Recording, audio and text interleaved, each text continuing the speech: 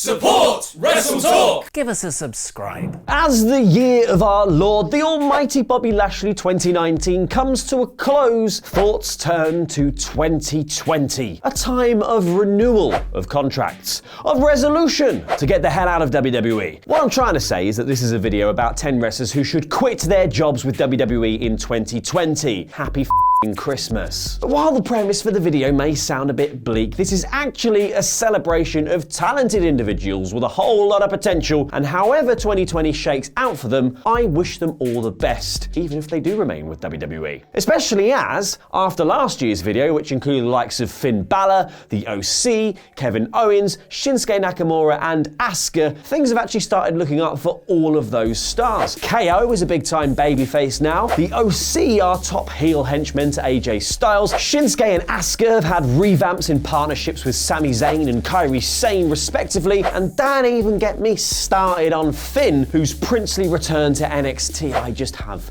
so much time for. So look, I'm not trying to say that my video had anything to do with these guys getting these new pushes this year, but that is exactly what I'm trying to say, so you can thank me later. Anyway, I'm Laurie Blake, and here are 10 wrestlers who should quit WWE in 2020. Number 10, the 205 Live roster. Okay, so there are slightly more than 10 people on this list. 205 Live has been around for 3 years now, quietly toiling away on the WWE network before SmackDown shows at arenas and on pay-per-view pre-shows. The unwanted fourth sibling in WWE's catalogue of programs is quietly there, scrubbing the floors and chatting up little mouse lads while its ugly stepsisters are getting all dolled up to go live on national networks every single week. And unfortunately, it seems like there is absolutely no fairy godmother hovering nearby to bibbidi-bobbidi-boo this crew out of obscurity. Instead, it just feels like midnight came and went ages ago, and that pumpkin carriage is now just a shriveled up husk being infested by maggots. You know, when I said this was a positive video, I was lying. Because 205 has been shunted around the network a little bit, and some episodes have been pulled at short notice, and the rebranding of the title to the NXT Cruiserweight Championship shows where the emphasis of that belt really lies now. So for those who remain signed to that brand, your Tony Nese's, your Jack Gallagher's, the Brian Kendricks of the world, the clock is ticking on their show, and were they to get the call up to Raw or SmackDown a la Akira Tozawa, Drew Gulak or Cedric Alexander, the prospects there aren't exactly incredible either, unless you like to be really flippy enhancement talent. So leaving may well be the best choice, unless of course they can wrangle a full-time move to NXT. Number 9, if you're a horseless woman. This one only really applies to the Raw and SmackDown women's rosters, with a couple of exemptions like the Kabuki Warrior, who's got a good thing going, and Nikki Cross, who is getting plenty of screen time in her friendship with Alexa Bliss. But for the fire and desires of the world, Carmella, Naomi, the Riot Squad, Natalya, Lacey Evans and Dana Brooke, oftentimes it feels like their job is to make Becky, Sasha, Charlotte and Bayley look good. And there can only be so much consolatory Dave Bautista chirpsing one can take before one thinks enough is enough. Right, Dana? She doesn't care. She's working out with Batista now. And now, as rumors continue to swirl of a Ronda Rousey return and the potential horsewomen versus horsewomen feud that would bring, doesn't feel like the landscape is set to shift anytime soon. So why not go against the status quo? There are more options out there than ever before for female wrestlers. AEW's women's division gets plenty of screen time. Japan has a rich tradition in Joshi wrestling, and Impact may even let you fight the world champion a la Tessa Blanchard. Number 8, Candice LeRae. Now, NXT wrestlers of the lady persuasion usually have a much better time with things than the gals over on the main roster. But there is one star who has found herself standing in the shadow of one Jonathan Wrestling, Candice LeRae. Because Candice spent much of this year not competing on NXT TV, instead forming part of the story with Johnny's heel turn, his pursuit of the NXT title, and his eventual feud with Adam Cole. Now, there were solo highlights like her feud with Io Shirai, the women's War Games match, and a coveted place on Rhea Ripley's Survivor Series team, even if she did sort of trot off to the back for a bit, whatever. But ultimately, Candice has lacked direction for much of 2019. And considering that she's reportedly sitting very, very high on AEW's shopping list because the Jackson brothers loved working with her on the indie scene, she definitely could gain a career leg up on the other side of the fence. But then again, maybe she's NXT for life, like hubby Johnny. I'm sure most of that was the wrong way round. Maybe she's not leaving. Number 7, The Revival. Now, two guys who might tell WWE to stick a contract renewal where the sun doesn't shine are The Revival's Scott Dawson and Dash Wilder, who have made absolutely zero chuffing bones about the fact that they want to leave. Because it was widely reported that the pair asked for their release back in January 2019, but it was denied. Since then, they've rebranded with #FTR, a phrase borrowed from Being the Elite, tweeted the Young Bucks about a potential future match, and busted out some Jackson Brothers patented poses at WWE live events.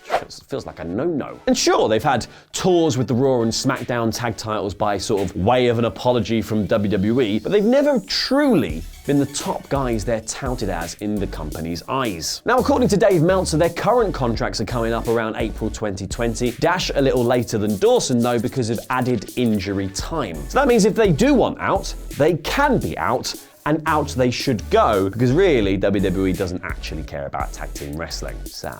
Number 6, Humberto Carrillo. Now here's somebody who may soon find out why the Revival want to leave so badly. Because high-flying lucha star Humberto Carrillo had been charming audiences on NXT and 205 Live with his wonderful little dimples and his aerobatic abilities. But this wow factor quickly caused him to hop, flip and jump the queue to make his way to the main roster. And when he arrived, he managed to fly up that card too, suddenly finding himself in matches against US champion AJ Styles. But the word on the dirt sheets was that Vince McMahon was over Carrillo, thinking he hadn't gotten over in his push against AJ Styles. Though being completely decimated by a dominant champion during your push doesn't exactly help. And in the end, he was decisively beat down by the OC, and that seemingly was the full stop punctuation mark on the tail of Carrillo. Things have picked up again recently, though, with wins over Andrade and a good showing in the Raw Gauntlet match. But that's the thing, if Vince has it out for you, no amount of high-flying antics can really stop you scraping your head on the obviously low ceiling. Number 5, Cedric Alexander. Now, if you thought the story of Humberto Carrillo sounded rather familiar,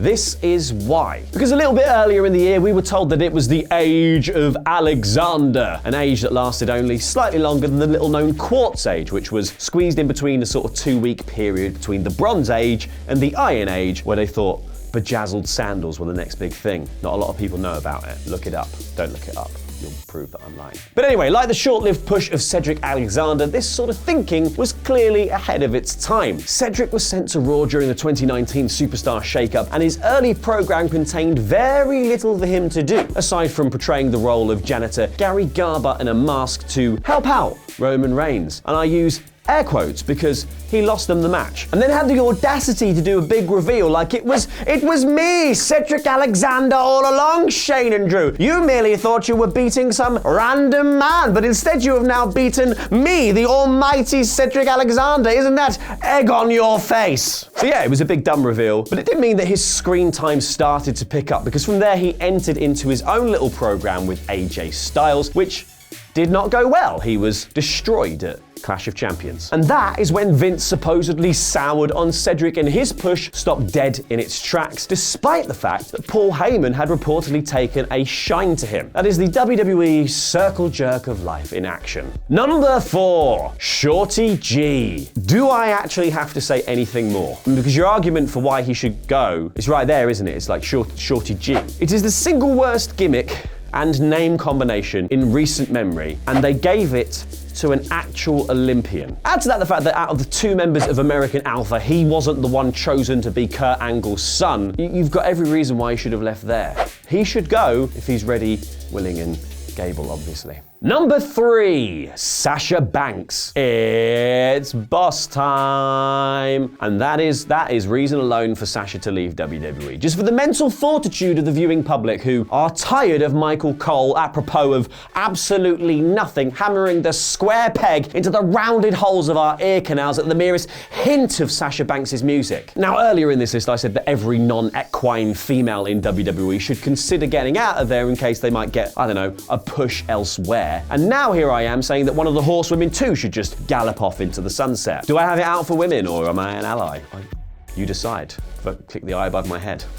But let me explain, because Sasha Banks, to borrow a phrase, has had her share of ups and downs with WWE this year. Because along with Bayley, she became the inaugural Women's Tag Team Champion in February. They were titles they reportedly campaigned for over the course of their careers in WWE. They then lost the belts at WrestleMania to the Iconics in a fatal four-way, booking which absolutely smacked of a title change to pop the crowd. And then, I don't know, can we just forget about the belts now? It's the women's what now? That's getting it down. And then the rumors began to emerge of frustrations in the company and release being sought, and she wasn't seen for 4 months. Down. 4 months. That is a long time in boss time. 4 months. That's like 50 years in boss time. But she then returned up, turned heel, up again, and is now partnered with the newly heel SmackDown Women's Champion Bayley, somewhere in the middle, because it's kind of positive. I just think it's funny that if the rest of the women's roster are often playing second fiddle to all of the WWE horsewomen, of all of the horsewomen, Banks has got the least love this year, because to continue said fiddle analogy, she's sort of just playing cello whilst Becky and Charlotte are sort of the star violinists. And then in her partnership with Bayley, I guess she's just sort of like a bow caddy. And I just think maybe if she was working somewhere else, they'd be willing to give her a longer run with a belt, the ability to defend a title properly and legitimize herself as a champion. You know, like in NXT, where she felt like a main event star, because Sasha Banks is a main event star. Number 2, RUSEV. Is there really anything that needs to be said about this one? Because if RUSEV quits, they might let him, I don't know, pretend he's still married to his wife and that she isn't bonking Bobby Lashley. You'd be like, you wanna cuck me, WWE? Well then I'm cucking off. That's what I'd say. Then add to that the fact that if RUSEV does eventually get a big title push, it will be literally years past the moment it should have happened, because each passing RUSEV day draws us further and further from the height of that gimmick. So even if this Bobby Lashley-Lana storyline somehow does resolve with RUSEV suddenly feeling like championship material, which I cannot imagine that it does. I mean, I cannot even imagine how they get Lana and RUSEV remarried at this stage. Even if they pull that off and everyone goes, oh, that's really lovely, and now you also deserve a title, you are still going to leave most people on the internet going, that should have happened on RUSEV Day. But then you feel like RUSEV could so easily slot in at a company like AEW. He's great either side of the heel-face line, he's a good promo, and he is really genuinely funny even when being cucked. Somehow. Number 1, Kofi Kingston. And if my Christmas list wasn't already very high on the depressing Christmas list video, now we're talking about Kofi, because I'm really sorry, but Kofi Mania, it's done, isn't it? It is kaput. Because we've gone from the highs of 11-year veteran Kofi Kingston toppling Daniel Bryan to claim the WWE Championship in the best moment of WrestleMania 35 to a seconds-long defeat at the hands of Brock Lesnar on SmackDown's really rather subpar debut on Fox. And yeah, I can see why you think he should stay. He's just been a top champion, he is in a top tag team,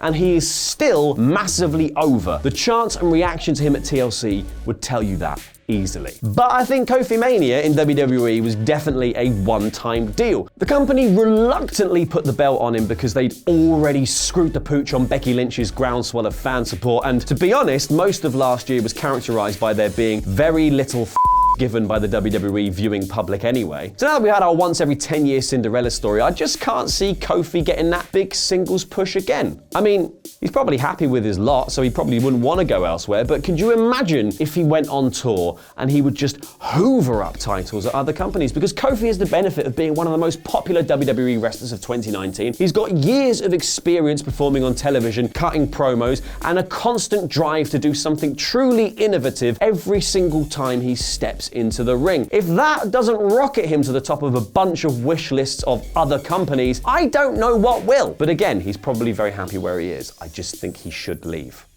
Thank you for watching. Let us know in the comments down below which wrestlers you think could do well outside of WWE and where you would like to see them end up. Click the videos over there to watch more awesome end of year, end of the freaking decade WrestleTalk content. I've been El Fakador, and that was a whole lot of lucha.